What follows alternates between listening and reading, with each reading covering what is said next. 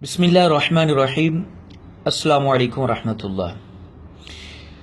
معزز ناظرین، انسان مکہ مدینہ جاتا ہے تو وہ بڑے قلبی ارمان لے کے جاتا ہے، اللہ جل وعلا کے حضور اپنی التجائیں پیش کروں گا، اور پھر رسول اکرم صلی اللہ علیہ وسلم کی بارگاہ میں حاضری دیتے ہوئے اس کے دلی جذبات کیا ہوتے ہیں یہ ہر وہ مسلمان جان سکتا ہے جس کو اللہ جل وعلا نے مدینہ طیبہ کی حاضری نصیب کی ہے۔ لیکن وہاں جب بندہ روضہ رسول پر حاضر ہوتا ہے تو بڑی عجیب صورتحال پیدا ہو جاتی ہے کہ جب وہاں سعودی حکومت کے جو ہائر کیے ہوئے مولانا صاحبان ہیں وہ مسلمانوں کے دلی جذبات کو بڑا ٹھیس پہنچاتے ہیں، بار بار ڈسٹرب کرتے ہیں، پریشان کرتے ہیں۔ کبھی کہتے ہیں اس جانب حضور علیہ السلام کے روضہ مبارک کی طرف ہاتھ باندھ کر کھڑے نہ ہوں کہ یہ شرک ہے، کفر ہے۔ کبھی کہتے ہیں کہ حضور علیہ السلام کی جانب یہاں پر ہاتھ نہ بلند کرو، اور جان بوجھ کر پیٹ کرواتے ہیں۔ یہ چیز بہت بری ہے، اور آج کل تو انہوں نے سلسلہ جاری کیا ہوا ہے کہ وہاں کوئی بھی اگر ان کی مخالف فکر کا بندہ چلا جائے تو اس کو ذلیل کرتے ہیں، پریشان کرتے ہیں، اور اس کی ویڈیو بنا کے وائرل کر دیتے ہیں۔ یہ اخلاقی جرم ہے۔ ابھی 2 دن پہلے انہوں نے ایک لال کپڑے پہنے ہوئے 4-5 افراد کی ویڈیو بنائی اور ان کو لیکچر دیا اور پھر اس کو وائرل کر دیا۔ اس سے پہلے کسی کے تعویذ کو پکڑا اور اس کی ویڈیو بنائی اور پھر اس کو وائرل کر دیا۔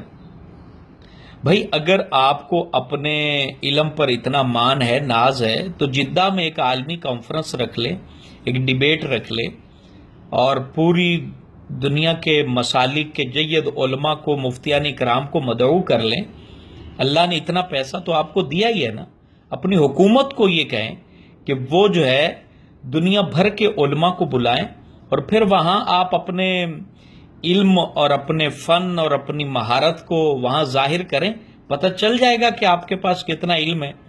آپ جو یہ چند ایسے لوگوں کی ویڈیو بنا لیتے ہو اور اس کو وائرل کرتے ہو اور سمجھتے ہو کہ آپ نے جو ہے بڑا مارکا مار لیا، وہاں جدہ میں بلا لیں سارے علماء کو، اور اپنے بھی علماء کو سامنے بٹھا لیں۔ جو آپ کا 150 سالہ پرانا مذہب ہے، یہ سارا پتہ چل جائے گا، پانی کا پانی ہو جائے گا اور دودھ کا دودھ ہو جائے گا۔ سمجھ آ جائے گی کہ آپ کتنے پانی میں ہیں۔ پوری دنیا کے مسالک کے لوگ وہاں پر جاتے ہیں، یا تو پھر آپ اپنی حکومت کو یہ کہیں کہ صرف وہابی مسلک کا بندہ جو ہے وہ عمرہ کرنے آئے گا اور کسی کو آنے کی اجازت نہیں ہے۔ جب ایسا نہیں آپ کر سکتے، وہاں پر شیعہ مسلک کے لوگ بھی جاتے ہیں، سنی بھی جاتے ہیں، دیوبندی بھی جاتے ہیں، سبھی جاتے ہیں، ہر ایک نظریے کا بندہ جاتا ہے، اور اس سے جو ہے آپ پیسہ بھی کما رہے ہیں، خوب جو ہے آپ پیسہ کما رہے ہیں۔ تو پھر جو ہے اس طرح ڈسٹرب کرنا، کسی کو تکلیف دینا، یہ مناسب نہیں ہے۔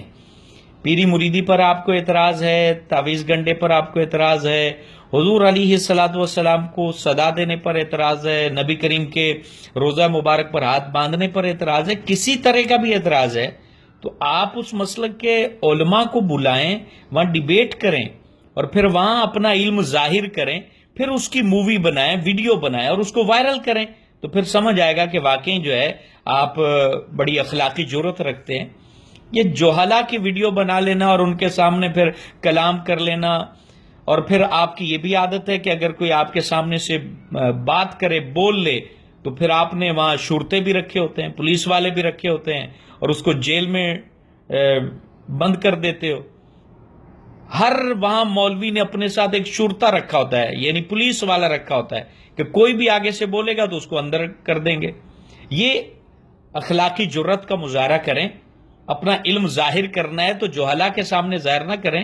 مسجد نبوی میں کوئی حاضری کے لیے آیا ہے تو اس کو حاضری دینے دیں، اور اگر اپنے علم پر اتنا ناز ہے تو دنیا بھر سے مفتیان کرام کو بلائیں اور ڈیبیٹ کریں، اور پھر اس ویڈیو کو وائرل کریں، تو پھر ہم سمجھیں گے کہ واقعی آپ میں بڑی جرت ہے۔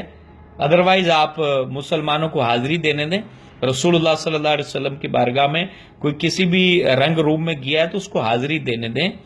وہ حاضری کے لیے گیا ہے، اللہ کے نبی کو نبی مان کے گیا ہے، اس کی شریعت کو مان کے گیا ہے.